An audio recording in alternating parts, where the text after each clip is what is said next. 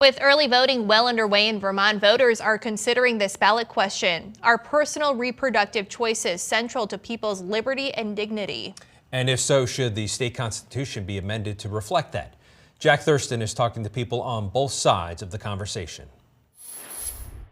I'm so grateful that I don't live in a place where I was forced to carry that to term. Vermonter Kelsey Creelan is open about the abortion she had 12 years ago. She says tests showed the fetus had a rare condition. The brain just wasn't forming properly. If you did have that baby, what do you think your family's life would have been like? It wouldn't have been good. If it had been born alive, it wouldn't have had any quality of life. We would have spent essentially most of that baby's life in medical facilities. She's now voting yes on Vermont's ballot question about Article 22. It would declare it is central to human liberty and dignity for someone to be able to make their own choices with their healthcare providers around topics like using birth control or deciding when to get pregnant or whether to end a pregnancy. And it would cement these values in the Vermont Constitution, basically blocking future lawmakers from placing state restrictions on abortion access.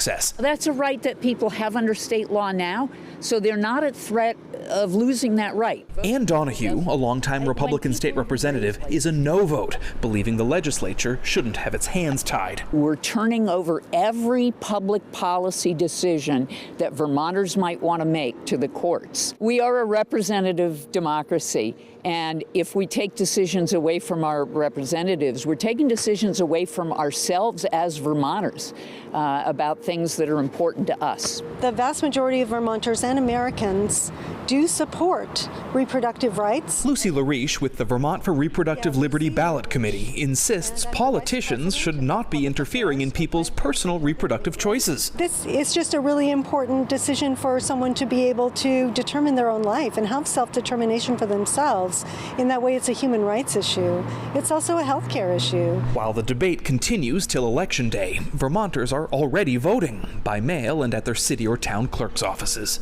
In Montpelier, Jack Thurston, NBC 5 News.